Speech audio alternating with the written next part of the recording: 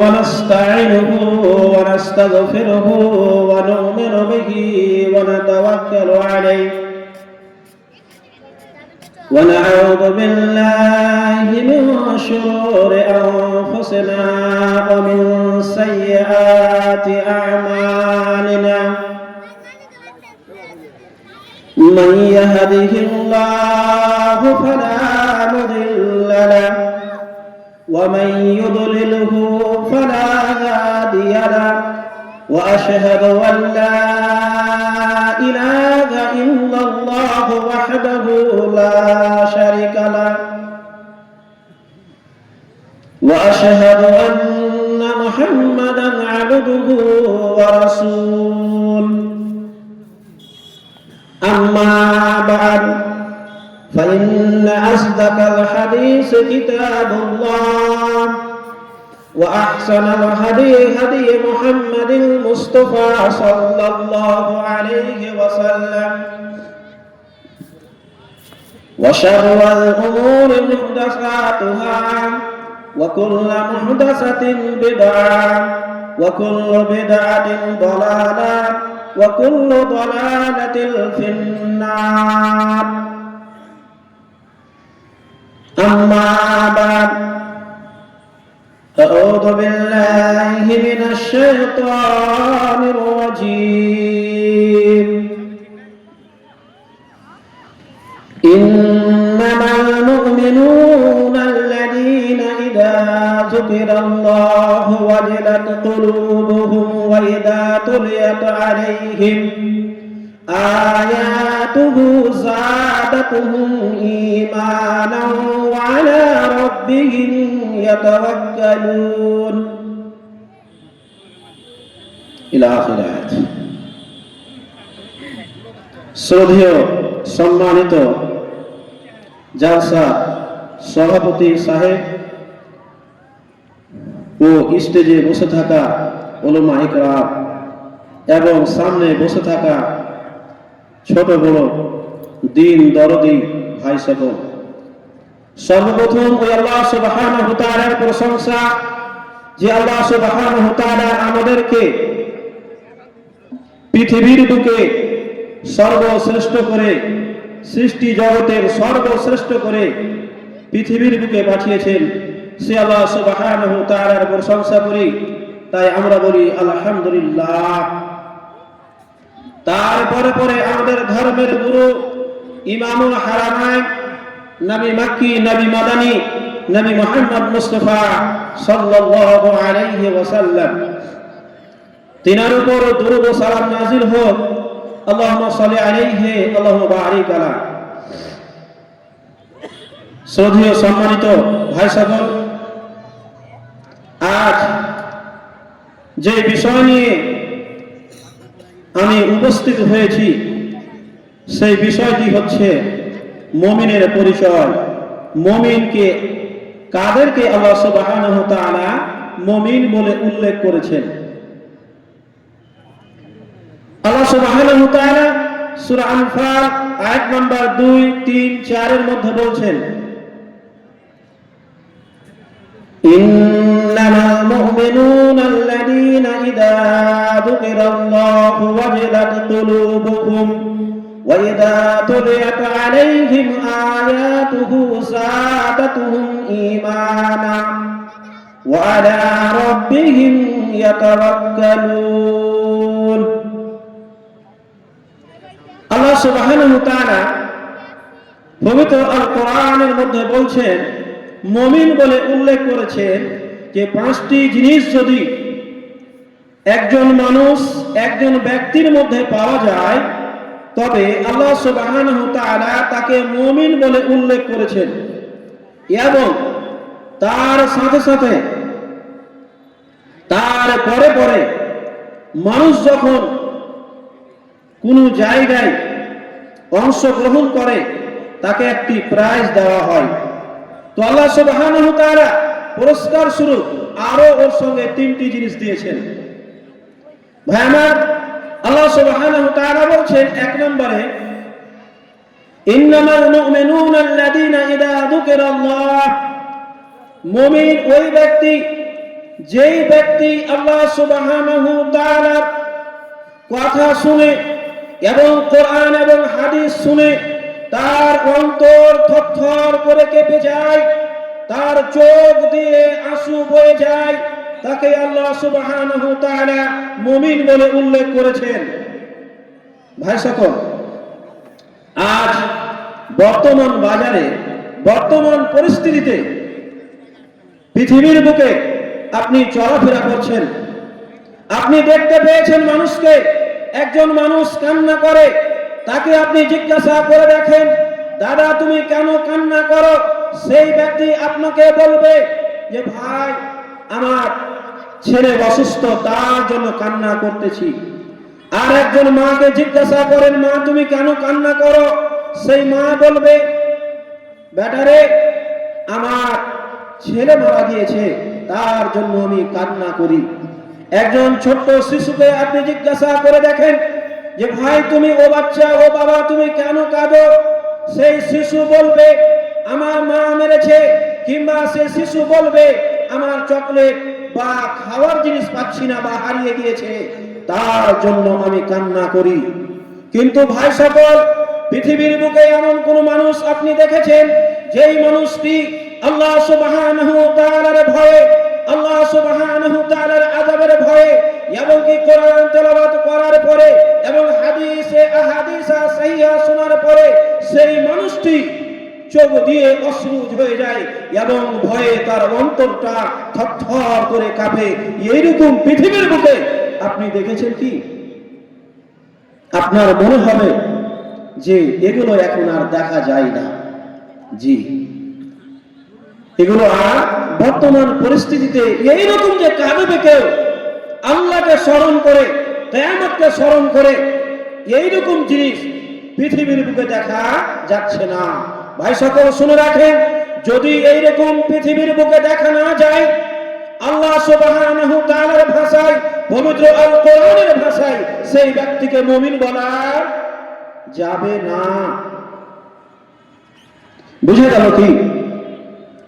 সেই ব্যক্তি মুমিন যেই ব্যক্তি আল্লাহ সুবহানাহু ওয়া তাআলা ভয়ে কম্পিত হয়ে তার অন্তরটা থরথর করে কাঁপে, তাকে আল্লাহ সুবহানাহু ওয়া তাআলা মুমিন বলেছেন।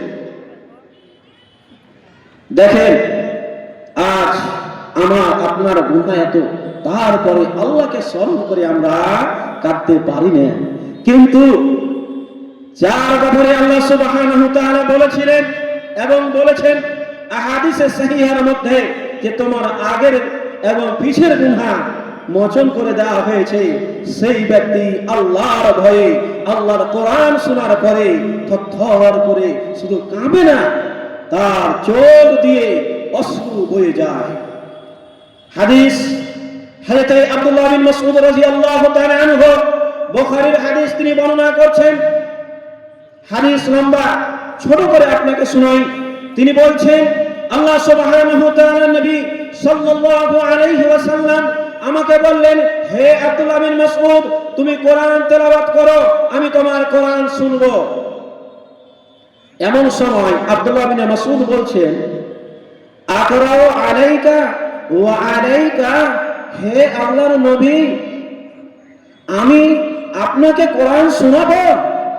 আকরাউ আলাইকা ওয়া আলাইকা ওয়া উনসিলা, আমি আপনাকে কোরআন পড়ে শোনাবো? আসলে তো আল্লাহ তাআলা আপনার উপরে কোরআন অবতীর্ণ করেছেন। ফাকাল, আল্লাহ নবী সাল্লাল্লাহু আলাইহি ওয়াসাল্লাম বলছেন, না হে আব্দুল্লাহ বিন মাসউদ তুমি আমাকে কোরআন পড়ে শোনাও। আব্দুল্লাহ বিন মাসউদ রাদিয়াল্লাহু তাআলা আনহু বলছেন, ফাকারাতু, আমি কোরআন পড়তে লাগলাম। কোরআন পড়তে পড়তে আমি যখন প্রায় 41 নম্বর আয়াতে গিয়ে পৌঁছেছি সূরা নিসা, আমি আল্লাহ সুবহানাহু ওয়া তাআলার নবীর চোখের দিকে তাকালাম। নবী সাল্লাল্লাহু আলাইহি ওয়াসাল্লামের চোখের দিকে আমি দেখলাম, তিনি বলছেন ফালতাফাতু ইলাইহি ফাইজা আইনাহু তাজরিফানি। আব্দুল্লাহ ইবনে মাসউদ রাদিয়াল্লাহু তাআলা আনহু বলছেন যে আমি দেখলাম, আমি দেখে হতভম্ব হয়ে গেলাম যে আল্লাহ সুবহানাহু ওয়া তাআলার নবী সাল্লাল্লাহু আলাইহি ওয়াসাল্লামের চোখ দিয়ে অশ্রু ঝরে যাচ্ছে, দাড়িগুলো যেন ভিজে যাচ্ছে। আল্লাহ সুবহানাহু ওয়া তাআলার নবী এই মতো কাঁদতেছেন। ভাইরা, আপনাকে বোঝাতে চেয়েছি যে আল্লাহ সুবহানাহু ওয়া তাআলা মুমিন বলে উল্লেখ করেছেন বলে কে যারা কোরআন শুনে আল্লাহর ভয়ে কম্পিত হবে তাদেরকে কোরআন মুমিন বলে উল্লেখ করেছেন। মা আমার, খালা আমার, আপনার জন্য একটি উদাহরণ দিই। আল্লাহ নবী মুহাম্মদ মুস্তাফা সাল্লাল্লাহু আলাইহি সাল্লামের স্ত্রী আম্মা আয়েশা রাদিয়াল্লাহু তাআলা আনহা, তিনিও আল্লাহর ভয়ে কম্পিত হয়ে, আল্লাহর আযাবে কম্পিত হয়ে ভয়ে কান্না করেছেন। মাশাআল্লাহ, আলহামদুলিল্লাহ। একজন দাদা এসে 1000 টাকা দান করেছে, ওনার নাম মুজিবুর। আল্লাহুম্মা সাল্লি আলাইহি ওয়া বারিক আলাইহি। আম্মা আয়েশা রাদিয়াল্লাহু তাআলা আনহা একদিন বসে আছেন, এমন সময় আল্লাহ সুবহানাহু ওয়া তাআলা নবী আসছেন, এসে দেখছেন যে আম্মা আয়েশা রাদিয়াল্লাহু তাআলা আনহা কাঁদছেন আর বসে আছেন, অত্যন্ত মন খারাপ। নবী আমার বলছেন, মা ইউবকিকে, হে আয়েশা বলো দেখি তুমি কেন কাঁদছো, কি হয়েছে, তোমার কান্নার ব্যাপার কি, কেন কাঁদছো, কেন তোমার মন খারাপ হয়েছে, কেউ তোমাকে কিছু কথা বলেছে নাকি? আম্মা আয়েশা রাদিয়াল্লাহু তাআলা আনহা বললেন, ফাযাকারতুন নারা ফাবাকাইতু, হে আল্লাহর নবী, আমাকে কেউ গালিগালাজ করেছে, আমাকে কেউ কোনো বড় কথা বলেছে, তার জন্য আমি কাঁদছি না, আমি কাঁদছি জাহান্নামকে স্মরণ করে, তার জন্য আমি কাঁদছি। এই সময় আম্মা আয়েশা রাদিয়াল্লাহু তাআলা আনহা বলছেন, ভাবছেন উনি যে আমি আজ শুধু কাঁদলাম, আমার মনটা খারাপ হয়ে আছে, তার জন্য আল্লাহর নবী ভালোবাসা আমার উপরে দিলেন এবং জিজ্ঞাসা করলেন। আম্মা আয়েশা অতি চালাক, তিনি জিজ্ঞাসা করছেন, ইয়া রাসূলুল্লাহ, আজ পার্থিব জীবনে দুনিয়ার জগতে মানুষ কান্না এবং হাসা লাগা আছে, সময়ে মানুষ কাঁদে, সময়ে হাসে। ইয়া রাসূলুল্লাহ, বলেন তো দেখি, আজ এই বর্তমান জীবনে বাস্তবায়নের জন্য বা চলাফেরা করার জন্য আমি কাঁদছি, আপনি আমাকে কাঁদার কথা জিজ্ঞাসা করলেন। ইয়া রাসূলুল্লাহ, বলেন তো দেখি, কিয়ামতের মাঠে সেই দিন কি আপনি আমার কথা জিজ্ঞাসা করবেন? আম্মা আয়েশা রাদিয়াল্লাহু তাআলা আনহা বলছে রাসূল সাল্লাল্লাহু আলাইহি ওয়াসাল্লামকে, হে আল্লাহর নবী, আপনি সেই দিন কি স্মরণে রাখবেন? আহলিকুম ইয়াউমাল কিয়ামা, কিয়ামতের দিন কি আপনি আমাকে বলে স্মরণে রাখবেন? আম্মা আয়েশা রাদিয়াল্লাহু তাআলা আনহা যখন আল্লাহ সুবহানাহু ওয়া তাআলার নবীকে এই কথা বা এই প্রশ্ন করে দিলেন, আল্লাহর নবী সাল্লাল্লাহু আলাইহি ওয়াসাল্লাম বলেন, ফাকাল আমা ফি সালাসাতি মাওয়াতিনা লা ফালা ইয়াযকুরু আহাদুন আহাদা। মুসলিম আহমদ। আল্লাহ সুবহানাহু ওয়া তাআলা নবী সাল্লাল্লাহু আলাইহি ওয়াসাল্লাম বললেন, হে আয়েশা, শুনে রেখো, আজ তোমাকে আমি জিজ্ঞাসা করেছি, এর মানে কিয়ামতের মাঠে তোমাকে আমি স্মরণে রাখতে পারবো তা কথা নয়। হে আয়েশা, শুনে নাও, তিনটি এমন একটি জায়গা কিয়ামতের মাঠে হবে, যেই জায়গায় পৃথিবীর বুকে তো দূরের কথা, সেই জায়গায় আমি তোমাকে স্মরণে রাখতে পারবো না, বা শুধু আমি নই, কিয়ামতের মাঠে এই তিনটি জায়গায় মানুষ মানুষকে বলে ভুলে যাবে, কেউ কাউকে স্মরণ রাখতে পারবে না। আম্মা আয়েশা রাদিয়াল্লাহু তাআলা আনহা জিজ্ঞাসা করলেন, ইয়া রাসূলুল্লাহ, বলেন তো দেখি সেই জায়গাটি কোন কোন জায়গা? রাসূল সাল্লাল্লাহু আলাইহি ওয়াসাল্লাম তিনটি জায়গা গণনা করে উল্লেখ করে বলেছেন। নাম্বার 1, যখন নেকি এবং গুনাহ এবং নেকি ওজন করা হবে, সেই সময় মানুষ মানুষকে বলে ভুলে যাবে, মানুষ কেউ কাউকে স্মরণ রাখতে পারবে না, ভয়ে কম্পিত হয়ে যাবে। কিয়ামতের মাঠটা এমন একটা ভয়াবহ জায়গা, যার বারে আল্লাহ নবী বলেছেন, সেই সময় সেই মুহূর্তে কেউ কাউকে স্মরণ রাখতে পারবে না। আয়েশা, আমিও কাউকে স্মরণ রাখতে পারবো না। দ্বিতীয় নম্বরে আল্লাহ নবী বললেন, ওই মুহূর্ত, দ্বিতীয় নম্বরে আল্লাহ সুবহানাহু ওয়া তাআলা বলেন, ওটা একটা মুহূর্ত হলো। দ্বিতীয় মুহূর্ত হলো কি, যখন মানুষ নেকি এবং গুনাহ ওজন করা হয়ে যাবে, তারপরে মানুষের নফসি নফসি হবে, আমি আমার আমল নামাটি ডান হাতে পাবো না বাম হাতে পাবো, আমার পিছনে লাগবে না সামনে লাগবে, এটা নিয়ে মানুষ ত্রাহি ত্রাহি করবে, দুশ্চিন্তায় ভুগবে, নফসি নফসি করবে, এমন হয়ে যাবে যে মানুষ মানুষকে বলে ভুলে যাবে।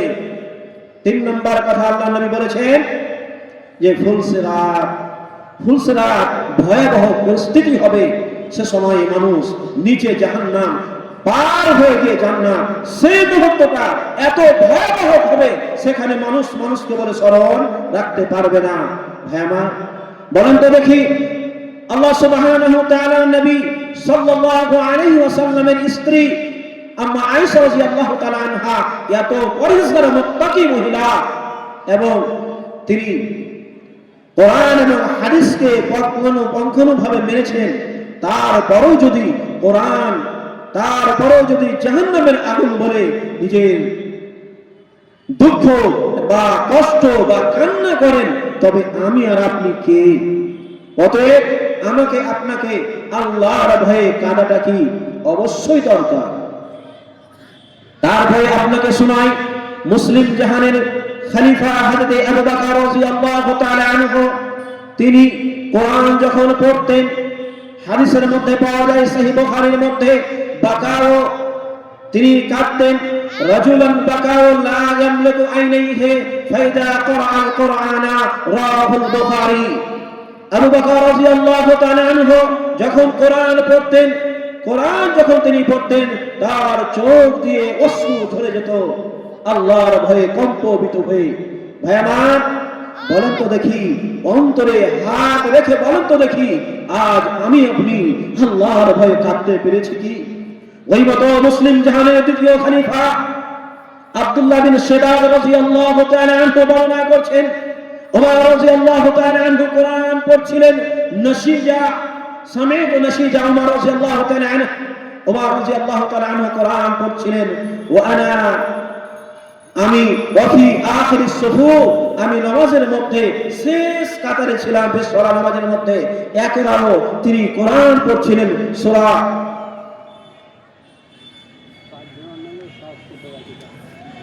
মাশাআল্লাহ, আলহামদুলিল্লাহ, একজন আমার দাদু এসে 7 জনের নামে 700 টাকা দান করেছে।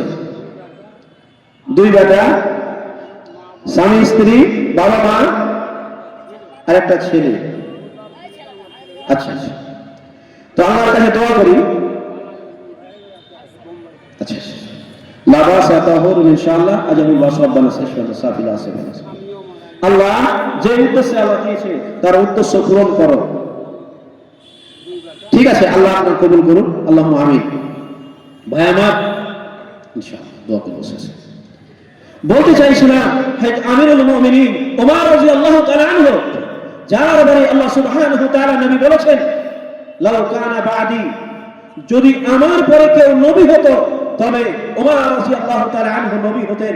এত বড় ফজিলত ব্যক্তি, সে যদি আল্লাহর ভয়ে কম্পিত হয়ে কাঁদে, তবে আমি আর আপনি কাঁদছি না কেন? আমরা পূর্ণ মুমিন হতে পেরেছি। এই মতো হযরত উসমান রাদিয়াল্লাহু তাআলা আনহু, ওয়াকানা উসমান ইদা ওয়াকাফা আলা কবরিন, যখন উসমান রাদিয়াল্লাহু তাআলা আনহু কবরের পাশে দাঁড়াতেন, ফাবাকা, সে কাঁদতে লাগতেন, কাঁদতে হাদিসের মধ্যে পাওয়া যায়, হাত্তা ইয়াবুল্লা লিহয়াতাহু, তার দাড়িগুলো ভিজে যেত।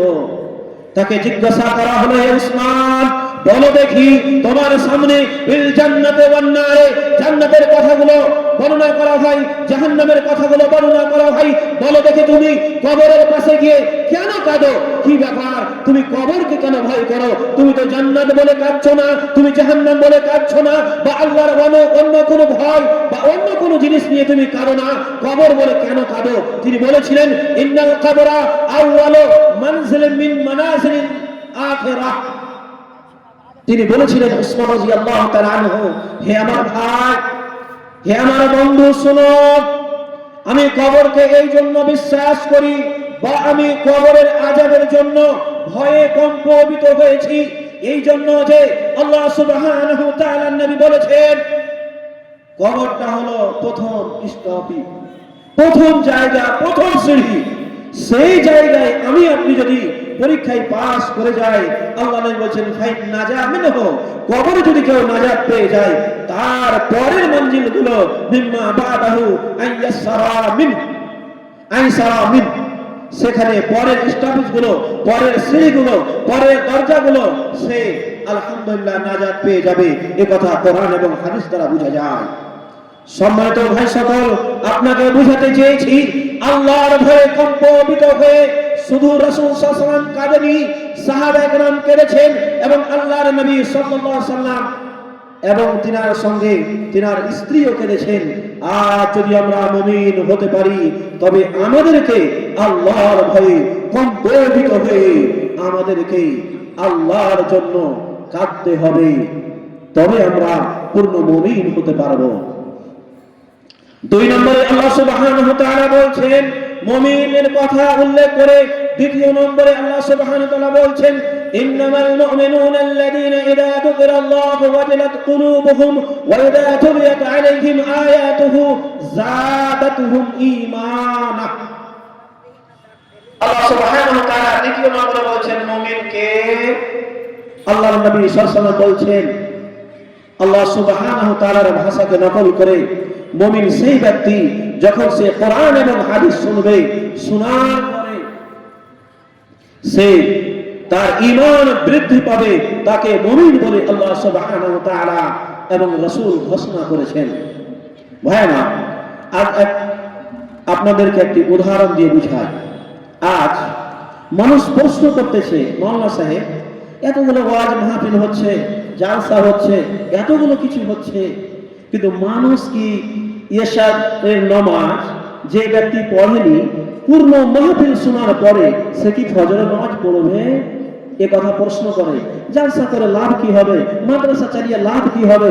মানুষ তো নামাজ পড়ে না, কিছুই করে না, আপনারা কাকে নামাজ পড়াতে পেরেছেন জালসা করে? ভাই সকল, একটি উদাহরণ শুনে নেন। ধরেন আল্লাহ সুবহানাহু ওয়া তাআলা বলছেন ওয়াদাক্কির ফাইন্না যিকরা তানফাউল মুমিনিন। একটি উদাহরণ নেন। ধরেন এই যে মোবাইল দেখছেন, মোবাইল আপনার কাছে মোবাইল আছে, মোবাইল এখন আপনার ফুল চার্জ নেই, মানে চার্জটা শেষ হয়ে গেছে। তা আপনার বাড়িতে চার্জার আছে, আপনি সুইচটা দিয়ে চার্জারে চার্জ করতে দিয়ে দিলেন, অটোমেটিক 1 ঘন্টা 2 ঘন্টা পরে সেখানে কি হবে? চার্জটা আপনার ফুল হয়ে গেছে। ওই মোবাইল ঘরে আপনি মোবাইলটা নিয়ে গেলেন, কিন্তু মোবাইল না দিয়ে আপনি আপনার চার্জারটা একটা বোতলে ধরেন বা একটা বালতিতে ধরেন, এই জলের বোতলে টিভিটা খুলে বোতলের জল ফেলে দিয়ে চার্জারটা লাগিয়ে দিলেন। পুরো রাত আপনি দেখতেছেন আর আপনি বলছেন যে সকালে মনে হয় চার্জ হবে, সকালে মনে হয় চার্জ হবে। ভাই আমার বলেন তো, সকালে আপনি গিয়ে দেখছেন চার্জ পরিপূর্ণ হয়েছে? কি কিছুই হয়নি, পুরা বোতল খালি পড়ে আছে। ভাই সকল, আপনাকে বোঝাতে চেয়েছি কোরআনের মাহফিল শুনে, তাফসীরের মাহফিল শুনে কে হেদায়েত পাবে? জি, ওই ব্যক্তি হেদায়েত পাবে। আল্লাহ সুবহানাহু ওয়া তাআলা পবিত্র আল কোরআনের মধ্যে বলছেন ওয়াদাক্কির ফাইন্না যিকরা তানফাউল মুমিনিন, নসিহত ওরাই হাসিল করবে যারা কিছু বুঝে, নসিহত ওরাই হাসিল করবে যারা মুমিন, যারা ঈমানদার। বুঝা গেল কি? যেই মতো মোবাইলের পার্টসগুলো রয়েছে, পার্টস ক্ষমতা রয়েছে, চার্জ ধরে থাকার ক্ষমতা রয়েছে মোবাইলের ভিতরে, তার জন্য আপনার চার্জটা সে ধরে রাখতে পারছে, তার সমস্ত মেশিন যন্ত্র রয়েছে। যেই মতো বোতলের ভিতরে কোনো মেশিন যন্ত্র নাই, চার্জ ধরে থাকার ক্ষমতা নাই, সেই মতো একজন মানুষ যদি মুমিন হয়, ঈমানদার হয়, তার ওয়াজ নসিহত শুনে তার রিচার্জ হবে, তার ঈমান বৃদ্ধি পাবে। আর যে জীবনে নামাজও পড়ে না, রোজাও করে না, কোরআন হাদিস বুঝে না, তার ঈমান রিচার্জ হবে না। গোটা রাত যদি জালসা শুনে ফজরের নামাজ পড়বে না, যেই মতো বোতলে চার্জ হবে না, সেও চার্জ হবে না, ঈমান জিয়াদা হবে না, বেশি হবে না। জি, একটি হাদিস শোনান যে আসলে কোরআন হাদিস শুনে ঈমান রিচার্জ হয়, ঈমান বাড়ে। হযরত হানজালা রাদিয়াল্লাহু তাআলা আনহু, ইমাম মুসলিম রাহিমাহুল্লাহ আলাইহি 2য় জিলদের মধ্যে হাদিসটি নিয়ে এসেছেন। হাদিসটি লম্বা, ছোট করে আপনাকে শোনাচ্ছি। হযরত হানজালা রাদিয়াল্লাহু তাআলা আনহু বর্ণনা করছেন যে আমার দেখা হলো আবু বকর রাদিয়াল্লাহু তাআলা আনহুর সঙ্গে। আমি আবু বকরকে বললাম সালাম দেওয়ার পরে, নাফাকা হানজালা, হে আবু বকর, হানজালা মুনাফিক হয়ে গিয়েছে। আবু বকর আশ্চর্য হয়ে গেলেন, বলেন সুবহানাল্লাহ, এ কি কথা, হানজালা তুমি মুনাফিক হয়ে গিয়েছো মানে? হানজালা বলছেন আবু বকর রাদিয়াল্লাহু তাআলা আনহুকে মুখাতাব করে, আমি মুনাফিক এই জন্য হয়েছি যে আমি যখন রাসূল সাল্লাল্লাহু আলাইহি সাল্লামের মাহফিলে থাকি, রাসূল সাল্লাল্লাহু আলাইহি সাল্লাম যখন কোরআন এবং হাদিস শোনায়, তিনি বলছেন, তিনি জান্নাতের কথা এবং জাহান্নামের কথাগুলো আমাকে শোনান। তিনি বলছেন জান্নাত এবং জাহান্নামের কথা শোনার পরে কান্না রাআইনিন, এমন একটি, যখন আমি জান্নাত এবং জাহান্নামের কথাগুলো শুনলাম, আমার অন্তরটা এমন হয়ে গেল, আমি মনে করছি জান্নাত বা জাহান্নামকে আমি স্বচক্ষে দেখতে পাচ্ছি। কান্না রাআইনিন, আমি আমার দুই চোখ দিয়ে জান্নাত এবং জাহান্নামকে দেখতে পাচ্ছি। কিন্তু শুনেন, মাশাআল্লাহ, আলহামদুলিল্লাহ, আর 500 টাকা, আল্লাহ তার উদ্দেশ্য পুরো করে, আল্লাহু আমিন। তিনি বলছেন তারপরে যখন আমি বাড়ি থেকে বেরিয়ে আল্লাহ সাল্লাল্লাহু আলাইহি ওয়াসাল্লামের ওখান থেকে, মানে রাসূলের কাছ থেকে, রাসূলের মজলিস থেকে বেরিয়ে গেলাম, বেরিয়ে গিয়ে মাশাআল্লাহ, আলহামদুলিল্লাহ, আর 200 টাকা দান করেছেন, আল্লাহ তা কবুল করো। তো রাসূলের মাহফিল থেকে যখন বেরিয়ে গেলাম, আমার স্ত্রী, আত্মীয় স্বজন সমস্তর কাছে আমি মিলতে লাগলাম, দেখা সাক্ষাৎ করতে লাগলাম। তো আমার ঈমানটা কি হয়ে গেল, কমে গেল। বলার উদ্দেশ্য যে কোরআন হাদিস যতক্ষণ শুনবেন মনে হচ্ছে ঈমান রিচার্জ হচ্ছে, এর মানে আপনি মুমিন। আপনি ওয়াজ মাহফিল শুনছেন, কোরআন হাদিস শুনছেন, আপনার ঈমান যখন বৃদ্ধি হবে, এর মানে আপনার বুঝে নিতে হবে আমার ভিতর ঈমান রয়েছে, আমি মুমিন। জি, 3 নম্বরে আল্লাহ সুবহানাহু ওয়া তাআলা বলছেন ওয়া আলা রাব্বিহিম ইয়াতাওয়াক্কালুন।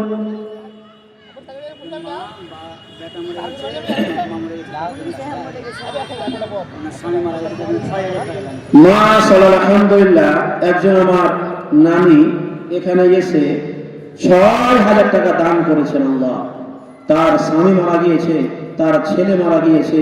আল্লাহ তোমার দরবারে দোয়া করি, আল্লাহ তিনি এই অবস্থায়, বৃদ্ধ অবস্থায় 6000 টাকা দান করা অত্যন্ত বেশি দিনার হিসাবে। আল্লাহ তোমার কাছে দোয়া করি, আল্লাহ সেই উদ্দেশ্যে তিনি দান করেছেন, আল্লাহ তাকে সাদকায়ে জারিয়া হিসেবে কবুল করো, এবং 6000 টাকা তোমার হাদিস কোরআন হিসাবে তাকে আল্লাহ 10 গুণ বাড়িয়ে দাও। আল্লাহুম্মা আমিন। আল্লাহুম্মা সাল্লি আলাইহি, আল্লাহুম্মা বারিক আলাইহি। ইনশাআল্লাহ শেষে দোয়া করুন।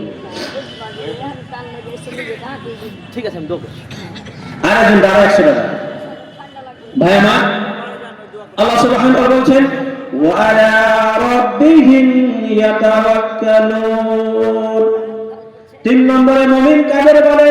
আল্লাহ সুবহানাহু ওয়া তাআলা বলতে চাইছেন, শুনো রে, ওকে মুমিন বলা হয় যেই ব্যক্তি পরিপূর্ণভাবে আল্লাহকে বিশ্বাস করে, যে ব্যক্তি পরিপূর্ণভাবে আল্লাহকে বিশ্বাস করে, 100% এর মধ্যে 100% তাকে আল্লাহ সুবহানাহু ওয়া তাআলা মুমিন বলে উল্লেখ করেছেন। ভাই আমার, আপনাকে দেখাই আল্লাহ সুবহানাহু ওয়া তাআলার নবী মুহাম্মদ মুস্তাফা সাল্লাল্লাহু আলাইহি ওয়াসাল্লাম একদিন এক যুদ্ধতে আসছিলেন, যুদ্ধ থেকে আসছিলেন। সেই যুদ্ধের নাম হচ্ছে যাতুর রিকা।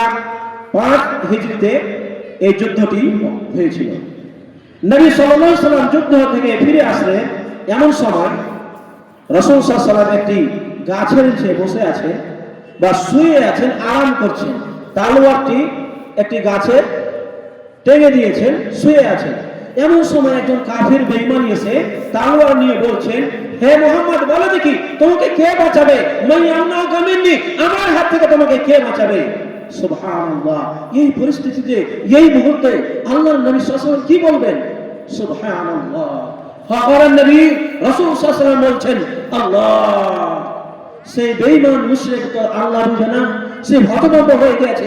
এ কি আশ্চর্য কথা! আমি তার সামনে তলোয়ার নিয়ে দাঁড়িয়ে আছি, আর সে মুহাম্মদ আমার নাম না বলে সে উপরে দেখাচ্ছে আল্লাহ, আল্লাহ তাকে বাঁচাতে পারবে? আশ্চর্য কথা, এ কি হতে পারে? সুবহানাল্লাহ।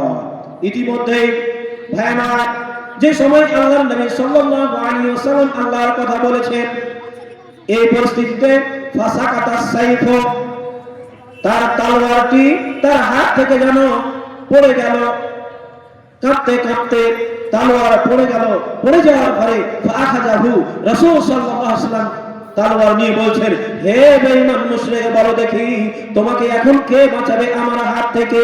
সেই কাফির বেঈমান আল্লাহ বোঝে না, আল্লাহ জানে না সে কি করবে। সে নিরাশ হয়ে বলছে, মুহাম্মদ তুমি ছাড়া কেউ বাঁচাতে পারবে না। আল্লাহ নবী তাকে ছেড়ে দিলেন। ভাই আমার, আল্লাহর উপরে ভরসা কে করেছিলেন? আল্লাহর নবী করেছিলেন। তার জন্য আল্লাহ তাকে কি করেছিলেন? কাফের বেঈমানের হাত থেকে পরিপূর্ণ নাজাত দিয়েছিলেন। আরেকজন সাহাবী হযরত আলী রাদিয়াল্লাহু তাআলা আনহুর ওয়াকিয়া আপনাকে শোনাই। হযরত আলী রাদিয়াল্লাহু তাআলা আনহু হিজরতের সময় এমন পরিস্থিতিতে আল্লাহর নবী সাল্লাল্লাহু আলাইহি সাল্লাম বাড়িতে শুয়ে আছেন, ঘরের মধ্যে শুয়ে আছেন, আল্লাহর নবী এবং হযরত আলী শুয়ে আছেন। এমন সময় আল্লাহর নবী উঠে গেলেন। বিছানা থেকে উঠে যাওয়ার পরে আলীকে বলছেন, ইয়া আলী তুমি শুয়ে থাকো, আমি চলে গেলাম কোথায়? মদিনায়। আর সমস্ত কাফির বেঈমান মুশরিকেরা কাফিরেরা মক্কার মাটিতে বাড়ির চতুর্দিক ঘেরাও করে আছে। এই মতো পরিস্থিতিতে আল্লাহর নবী আলীকে বলছে, আমার বিছানায় শুয়ে যাও, আর আমি চলে গেলাম। ভাই আমার, বলেন তো দেখি কত বড় একজন ঈমানদার আছেন। উঠে বলেন তো যে মুলবি সাহেব, আমার ঈমান আছে আল্লাহর উপরে, আমি মরতে পারি না। চতুর্দিকে বাড়ি ঘেরাও করে আছে, আর যেই ব্যক্তিকে মারতে এসেছে সেই ব্যক্তি আপনাকে রেখে চলে যাচ্ছে, সেই আর আপনাকে ওই জায়গাতে রেখে দিচ্ছে। বলেন তো কোন বাপের ব্যাপার আছে যে না আমি থাকবো সেই জায়গায়, আমি নিশ্চুপ বা আমি বিনা ভয়ে সেই জায়গায় থাকতাম বা থাকবো? কোন বাপের ব্যাপার আছে কথা বলতে পারে? কখনোই হতে পারে না। হযরত আলী রাদিয়াল্লাহু তাআলা আনহু শুয়ে গেলেন। তার সেই শুয়ে যাওয়ার সময় আল্লাহ সাল্লাল্লাহু আলাইহি ওয়াসাল্লামের নবী দুটি কথা বলেছিলেন, হে আলী তুমি শুয়ে থাকো, এই বিছানায় আমার কাছে যে আমানতের পয়সাগুলো রয়েছে আমি তোমাকে দিয়ে যাচ্ছি বা দিয়ে দিলাম। সকাল হলে তুমি আমানতের পয়সাগুলো মানুষকে দিয়ে দেবে। এবং আলী দ্বিতীয় নম্বর কথা শোনো, আমি মদিনা চলে গেলাম, তুমি মদিনা আসবে, তোমার সঙ্গে মদিনায় দেখা হবে। হযরত আলী রাদিয়াল্লাহু তাআলা আনহু যেই দিন মদিনা গিয়েছিলেন, মদিনা যাওয়ার পরে সাহাবায়ে কেরাম জিজ্ঞাসা করেছিলেন, হে আলী বলো দেখি ওই হিজরতের রাতে যেই দিন আল্লাহর নবী তোমাকে বাড়িতে রেখে দিয়ে বের হয়ে চলে আসে, সেই দিনের রাত্রির কথা তুমি বলে দেখো। সেই দিন রাত্রি তোমার কিভাবে পার হয়েছিল সেই রাত্রির কথাগুলো আমাদেরকে শোনাও। আলী রাদিয়াল্লাহু তাআলা আনহু বললেন, এ আমার ভাইরা তোমরা বলো কি আমি সেই দিন এতই ঘুমিয়েছিলাম, অন্য দিনের চাইতে সেই দিন আমার ঘুমটা মনে হয় বেশি এসেছিল। সাহাবারা হতভম্ব হয়ে গেলেন, আশ্চর্য হয়ে গেলেন। আলী বলো দেখি কি কথা তুমি বলো? মৃত্যু তোমার সামনে, মৃত্যু তোমার মুহূর্তে দরজায় উকি মারছে, সমস্ত বেঈমানেরা ঘিরে আছে, এমন পরিস্থিতিতে তুমি কি করে ঘুমাও? সেই দিন আলী রাদিয়াল্লাহু তাআলা আনহু বলেছিলেন, ও আমার ভাইরা শুনে রাখো, আল্লাহর নবী দুটি কথা বলেছিলেন, আলী রে আমি ঘর থেকে বেরিয়ে গেলাম, আমি বাড়ি থেকে বেরিয়ে গেলাম, তোমাকে সকালে হতে আমি ওই পয়সাগুলো দিয়ে দিলাম। সকাল যখন হয়ে যাবে তুমি ওই সমস্ত পয়সাগুলো আমানতের পয়সাগুলো যার যার পয়সা তাকে তুমি দিয়ে দেবে। দুই নম্বর কথা আল্লাহর নবী বলেছিলেন, আলী রে তোমার সঙ্গে আমার মদিনায় দেখা হবে, তুমি মদিনায় চলে এসো বা আসবে। এই যে দুটি কথা আমার বিশ্বাস হয়েছিল, যদি আমি রাত্রেই মারা যাই তো সকালে কেন আল্লাহ নবী বললেন যে সকালে তুমি পয়সা দেবে? এক নাম্বার দুই, আমাকে যদি সকালে মারা হয় আল্লাহ নবী এ কথা কি করে বলতে পারেন যে তুমি মদিনায় এসো, মদিনায় দেখা হবে? এর মানে রাসূলকে আমরা এক বলে বিশ্বাস করেছি, আল্লাহকে এক বলে বিশ্বাস করেছি, আর তার সাথে সাথে আল্লাহকে এক বলে বিশ্বাস করার সাথে সাথে রাসূলকে নবী রাসূল বলে স্বীকৃতি দিয়েছি, বিশ্বাস করেছি। আর রাসূলের কথা মিথ্যা হতে পারে না। এর নাম হলো তাওয়াক্কুল আলাল্লাহ, আল্লাহর উপরে পরিপূর্ণভাবে ভরসা করা। এই মতো হযরত আবু বকর রাদিয়াল্লাহু তাআলা আনহু যেই দিন রাসূল সাল্লাল্লাহু আলাইহি ওয়াসাল্লামের সঙ্গে গাড়ে শহরে ছিলেন, বুখারীর হাদিস, অল্প সময়ে শর্ট টাইমে আপনাকে শোনাচ্ছি, লাওয়ান্না আহাদাকুম, তিনি বলছেন যে যখন আমরা গাড়ের মধ্যে আছি এমন মুহূর্তে, এমন পরিস্থিতিতে আমি দেখতে পাচ্ছি, আবু বকর বলছেন, আমি দেখতে পাচ্ছি যে বেঈমানেরা, মুশরিকেরা আমাদেরকে ঘেরার জন্য, আমাদেরকে মারার জন্য চতুর্দিকে দৌড়াদৌড়ি ঝামাঝামি করছে। এমন সময় আল্লাহ হযরতে আবু বকর রাদিয়াল্লাহু তাআলা আনহু বলছেন, নাজারা কাদামাইহি, আমি বললাম আল্লাহর নবীকে, হে আল্লাহর নবী, লা আবসারনা, হে আল্লাহর নবী, তারা যদি তার পায়ের দিকে দেখে, সেই কাফেররা, বেঈমানেরা যদি নিজের পায়ের দিকে তারা চোখ দিয়ে দেখে, তবে আমাদেরকে দেখে ফেলবে। এমনি ভয়ে ভয়ে কম্পিত হয়ে গিয়েছে হে আবু বকর রাদিয়াল্লাহু তাআলা আনহু। আল্লাহর নবী সেই দিন বলেছিলেন, হে আবু বকর, তুমি ভাবো কি, মা যুন্নুকা, হে আবু বকর, তুমি কি ভাবছো, কি তুমি দুশ্চিন্তা মনে করছো? শুনে নাও, বেইসনাইনি আল্লাহু সালিসাহুমা। আবু বকর রাদিয়াল্লাহু তাআলা আনহুকে আল্লাহর নবী বিশ্বাস করার জন্য এই কথা বলেছিলেন, হে আবু বকর, তুমি শুনো, আমরা শুধু গায়ের স্বরে দুইজন আছি তা নয়, ওয়াল্লাহ আল্লাহু ওয়া সালিসাহুমা, আমাদের তিন নম্বর ব্যক্তি আল্লাহ। এর মানে হলো আল্লাহ আমাদের সঙ্গে আছে। আল্লাহ মৃত্যুর মালিক, আল্লাহ হায়াতের মালিক, আল্লাহ ইজ্জতের মালিক, আল্লাহ বেইজ্জতের মালিক। ভাই সকল, আল্লাহর উপরে পরিপূর্ণভাবে বিশ্বাস যে করতে পারবে তাকে বলা হয়েছে মুমিন। আর দুটি আছে, সবে বলে শেষ করব। 4 নম্বর বলছেন, আল্লাযীনা ইউকিমুনাস সালাতা ওয়া মিম্মা রাযাকনাহুম ইউনফিকুন। 4 নম্বরে আল্লাহ সুবহানাহু ওয়া তাআলা বলছেন, মুমিন ওই ব্যক্তি যে নামাজ পড়বে। জি, নামাজ যদি পড়তে পারি তবে মুমিন। নামাজ ছাড়া মুমিনের কোনো সম্পর্ক নাই, মুসলমানের কোনো সম্পর্ক নাই। ভাইরা, নামাজ পড়তে হবে। নামাজ পড়ার কিছু শর্ত রয়েছে, যার বারে আল্লাহ সুবহানাহু ওয়া তাআলা নবী সাল্লাল্লাহু আলাইহি ওয়াসাল্লাম এবং কি আল্লাহ সুবহানাহু ওয়া তাআলা পবিত্র আল কোরআনের মধ্যে বলছেন, ইন্নাস সালাতা কানাত আলাল মুমিনিনা কিতাবাম মাওকুতা। নামাজ আমাদেরকে পড়তে হবে নির্ধারিত সময়ে।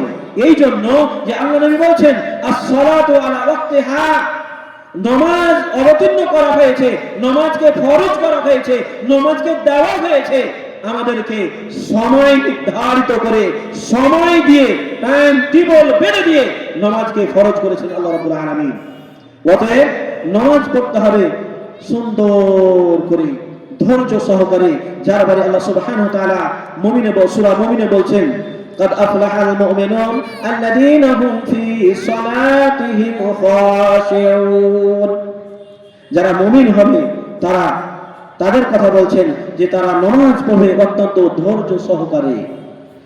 5 নম্বরে আল্লাহ সুবহানাহু ওয়া তাআলা বলছেন, ওয়া মিম্মা রাযাকনাহুম ইউনফিকুন। 5 নম্বরে আল্লাহ সুবহানাহু ওয়া তাআলা বলছেন মুমিনের 5টি গুণ, তার মধ্যে 5 নম্বর গুণের কথা আল্লাহ বলছেন, ওয়া মিম্মা রাযাকনাহুম ইউনফিকুন, যে আমার যে সমস্ত রুজিগুলো দিয়েছি সেই রুজিগুলোর উপরে কি করবে? সে নিজে খাবে, স্ত্রী আত্মীয় স্বজন মানে ছেলে পেলে খাওয়াবে, তারপরে আমার রাস্তায় খরচ করবে। যেমন এটা মাদ্রাসা, আপনাকে এখানে দিতে হবে। আল্লাহ যে মতো আপনাকে অর্থ দিয়েছে সেই মতো আপনাকে কি করতে হবে? মাদ্রাসা মসজিদে দিতে হবে। দেখেন, আজ আমাদের মধ্যে যাদেরকে আল্লাহ রাব্বুল আলামিন অর্থ দিয়েছে তারা কিন্তু মাদ্রাসা মসজিদ থেকে দূরে। আপনাকে একটা হাদিস শোনাই যে আল্লাহ সুবহানাহু ওয়া তাআলা নবী সাল্লাল্লাহু আলাইহি ওয়াসাল্লামকে আল্লাহ রাব্বুল আলামিন এত বড় মানুষ করে পাঠিয়েছিলেন, এত বড় মানুষ করে পাঠিয়েছিলেন যে আদম থেকে নিয়ে কিয়ামত পর্যন্ত ওই রকম বড় মানুষ পৃথিবীর বুকে আর কেউ জন্ম নেয়নি, নেবে না। শুধু আমি বলছি, একজন মৌলভী সাহেব তা নয়। যারা গায়র মুসলিম, হিন্দু, তারাও কি করেছে? রাসূল সাল্লাল্লাহু আলাইহি ওয়াসাল্লামকে এক বলে বিশ্বাস করেছে। এক মানে হলো কি? এক নম্বর মানুষ বলে স্বীকার করেছেন। জি, তাই বলছি যে আল্লাহ নবী মুহাম্মদ সাল্লাল্লাহু আলাইহি ওয়াসাল্লাম কি আল্লাহ রাব্বুল আলামিন এত বড় মানুষ করেছেন, বাতিনের আগে পিছের সমস্ত গুনাহগুলো আল্লাহ মাফ করে দিয়েছেন। তারপরে আল্লাহর নবী সাল্লাল্লাহু আলাইহি ওয়াসাল্লাম, সহিহ মুসলিমের মধ্যে পাওয়া যায় যে আল্লাহর নবী নামাজ পড়তেন, পাগুলো ভুলে যেত। সাহাবায়ে কেরাম জিজ্ঞাসা করতেন, ইয়া রাসূলুল্লাহ, আপনার আগে পিছের সমস্ত গুনাহগুলো মাফ, তারপরে আপনি এত কষ্ট করে কেন নামাজ পড়ছেন? আল্লাহর নবী সাল্লাল্লাহু আলাইহি ওয়াসাল্লাম বলেছিলেন, আফালা আকুনা আবদান শাকুরা, হে আমার ভাইরা, শোনো তোমরা, আমি কি আল্লাহর শুকরগুজার বান্দা হতে পারি না? এর মানে যে আল্লাহর শুকরিয়া স্বরূপ, আল্লাহ যে আমাকে এত বড় করেছে তার জন্য আমি আল্লাহর শুকরিয়া করছি, বা আমাকে বেশি বেশি ইবাদত করতে হবে। তাই আপনাকে আল্লাহ রাব্বুল আলামিন যদি মাল দৌলত দিয়ে থাকে, তো আপনাকে বেশি বেশি করে কি করতে হবে? দান করতে হবে। তাহলে আমরা কি পেলাম? মুমিন হতে পারবো। যার ব্যাপারে আল্লাহ সুবহানাহু ওয়া তাআলা বলছেন,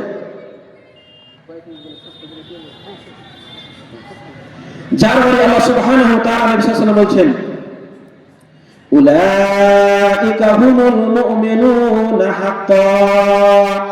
যার মধ্যে এই পাঁচটি জিনিস, এই পাঁচটি গুণ পাওয়া যাবে, আল্লাহ সুবহানাহু ওয়া তাআলা বলছেন উলাইকা হুমুল মুমিনুনা হাক্কান।